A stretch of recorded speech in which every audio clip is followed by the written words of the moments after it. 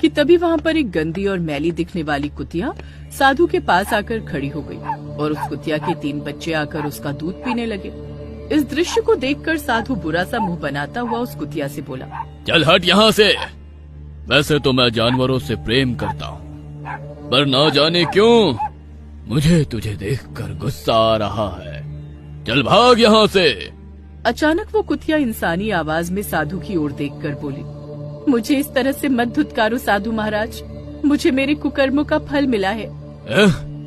कुतिया इंसानी आवाज में कैसे बात कर सकती है? इसके पीछे एक कर्मों का फल की कहानी है। मैं उस कहानी को सुनना चाहता हूँ। तो फिर सुनो साधु महाराज, मैं जन्म से कुतिया नहीं थी। कुछ साल पहले की बात है। अशोक एक बहुत ही अमीर लड़का था। अशोक भगवान के प्रति बहुत गहरी आस्था रखता था। ऐसा कोई सा दिन नहीं जाता जब वो मंदिर में जाकर भगवान की पूजा न करता हो। अशोक के मन में भगवान के प्रति ऐसी भक्ति देखकर एक दिन पुजारी अशोक से बोला, मुझे तुझे देखकर बहुत शांति मिलती है अशोक। तुम्हारी उम्र के नौजवान जहाँ क्लब में डांस पार्टियां करते हैं, तो वहीं तुम धर्म कर्म में कितनी आस्था रखते हो। पुजारी की बात सुनकर अशोक मुस्कुराता हुआ मंदिर से बाहर निकल गया। अशोक कुछ दूर चला ही था कि तभी उसकी नजर सड़क पर बैठी हुई एक सुंदर लड़की पर पड़ी। अशोक उसके पास जाकर बोला, कौन है आप और सड़क पर क्यों बैठी हुई हैं? मेरा नाम कोमल है। मेरा इस दुनिया में कोई नहीं है। तुम्हारा घर कहाँ है? मेरी माँ बचपन में स्वर्ग सिधार गई थी। मेरे पिता ने मुझे पाल पोस कर बड़ा किया। कुछ समय पहले मेरे पिता ने मेरी शादी के लिए बहुत सारा कर्ज लिया, लेकिन वो चुकाने से पहले ही एक्सीडेंट में चल बसे। कर्जदारों ने मुझे मेरे ही घर से धक्के देकर बाहर निकाल दिया। मैं यहाँ नदी में कूदकर जान देने आई थी, लेकिन हिम्मत नहीं कर पाई। अरे पागल हो गई हो क्या? ऐसा करना पाप है। मुझ जैसी अकेली बेसहारा लड़की का जान देना ही सही है। ये समाज एक अकेली लड़की को चैन से जीने भी नहीं देता। कोमल की बात सुनकर अशोक बहुत ही गहरी सोच में गुम हो गया। कोमल मन ही मन में अशोक की ओर देखकर अपने आप से बोली, लगता है मेरा निशाना सही जगह पर लगा है।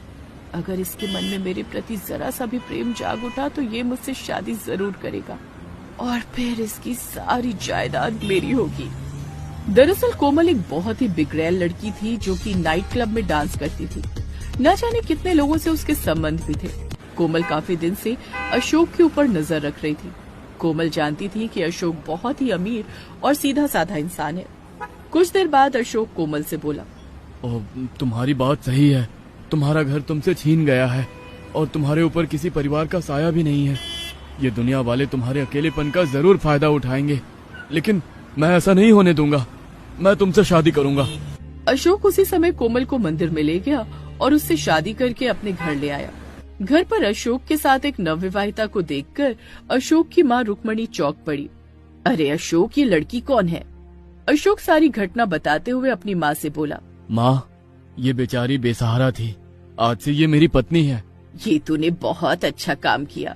समय ऐसे ही बीतने लगा। कुछ दिन कोमल बड़ी ही सती सावित्री बनकर रही, मगर कुछ दिन बाद उसने अपने पर निकालने शुरू कर दिए। एक दिन कोमल बैठी हुई मैगजीन पढ़ रही थी कि तभी वहाँ पर उसकी सास जाकर उससे बोली, बहू, मेरे लिए एक कप चाय बना दो। तेरा दिमाग तो ठीक है बुढ़िया, तुझे चाय पिला पिलाकर मैं तंग आ चुकी हूँ।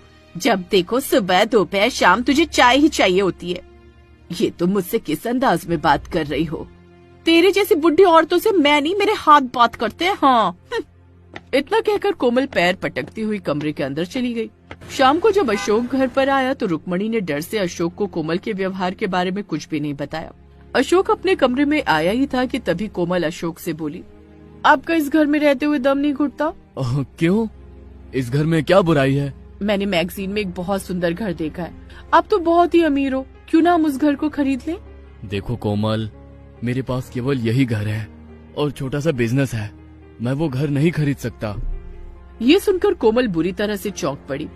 क्या मतलब? मैंने सारी संपत्ति मंदिर ट्रस्ट के नाम कर दी है। उस संपत्ति पर गरीब और असहाय लोगों का हक है। मेरे पास कुछ नहीं है। अशोक के ये शब्द कोमल के ऊपर बिजली बनकर गिरे। उसकी सारी योजना पर पानी फिर गया। कोमल उस वक्त तो अशोक से कुछ भी नहीं बोली, मगर अगले दिन अशोक के घर से जाने के बाद कोमल अपने आप से बोली, मैं तो इस घर में गेम करने के लिए घुसी थी, मगर यहाँ तो मेरे ही साथ गेम हो गया। अब मैं क्या करूँ? मुझे अपने पुराने धंधे पर वापस लौटना पड़ेगा। मैं सती सावित्री बनकर और ज्यादा टाइम नहीं बिता सकती। उस दिन के बाद कोमल घर पर अपने उन दोस्तों को बुलाने लगी जो दोस्त नाइट क्लब में उसके साथ डांस और अय्याशी किया करते थे। एक दिन कोमल का राहुल नाम का पुराना दोस्त कोमल के घर पर पहुंचा। कोमल ने बहुत ही शॉर्ट कपड़े पहन रखे थे। तभी वहाँ पर रुक्मणी भी आ पहुंची, मगर राहुल और कोमल ने रुक्मणी का कोई लिहाज नहीं किया। राहुल गंदी नजरों से कोमल की ओर देखकर बोला, कोमल, नाइट क्लब में हम तुम्हें बहुत मिस करते हैं। कम ऑन जान, अब तुम अपने फील्ड में वापस आ जाओ। मेरा भी यहाँ बहुत दम घुटता है राहुल। तो फिर देर किस बात की, आज नाइट क्लब में ही गुजारो। टेंशन मत लो, आज कोमल नाइट क्लब में फिर से कहर ढाएगी। राहुल मुस्कुराता हुआ वहाँ से चला गया। तभी रुक्मणी गुस्से से आग बबूला होते हुए कोमल से बोली, आज तुमने बेशर्मी की सारी हदें लांघ दी हैं बहू। कौन था वो लड़का? मेरा पुराना दोस्त था। क्या बकवास कर रही हो तुम? बकवास नहीं कर रही, सही कह रही हूँ। सोचा था कि तुम्हारे बेटे से शादी के बाद उसकी सारी संपत्ति पर मैं कब्जा कर लूंगी, मगर तुम्हारा बेटा तो भिखारी निकला। उस बेवकूफ ने अपनी सारी जायदाद मंदिर के ट्रस्ट में दान कर दी। तभी वहाँ पर कोमल का पति अशोक पहुंचा। रुक्मणी रोते हुए अशोक को सारी घटना बताते हुए बोली, मैं काफी दिनों से तुझे बताने की सोच रही थी बेटा, लेकिन हिम्मत नहीं जुटा पाई, मगर आज इस लड़की ने सारी सीमाएं पार कर दी। अशोक गुस्से से कोमल से बोला, कोमल, ये क्या हरकत है? शादी से पहले तो तुम मुझे कुछ और बता रही थी।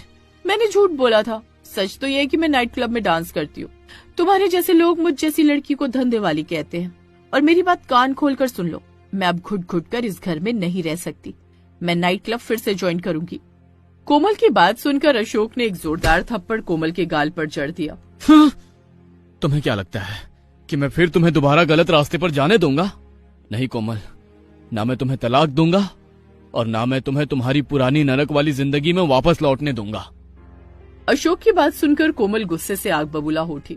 वो दौड़ती हुई किचन में जा पहुंची और वहां से एक तेज धारदार चाकू उठा लाई। कोमल के बड़ी बेदर्दी से चाकू मारने के बाद अशोक और रुक्मणी दोनों वहीं ढेर होकर गिर गए। कोमल घर से पैसे ज्वेलरी लेकर बाहर निकल गई। अगले दिन जब अशोक मंदिर नहीं पहुंचा तो मंदिर का पुजारी अपने आप से बोला, आज अशोक मंदिर नहीं आया, कहीं बीमार तो नहीं पड़ गया? मगर पुजारी जैसे ही अशोक के घर के अंदर गया तो सामने का दृश्य देखकर उसकी चीख निकल गई। पुजारी ने तुरंत पुलिस को कॉल कर दिया। कुछ ही देर में पुलिस वहां पर पहुंच गई। पुजारी एक पुलिस वाले से बोला, मुझे अशोक की पत्नी पर शक है।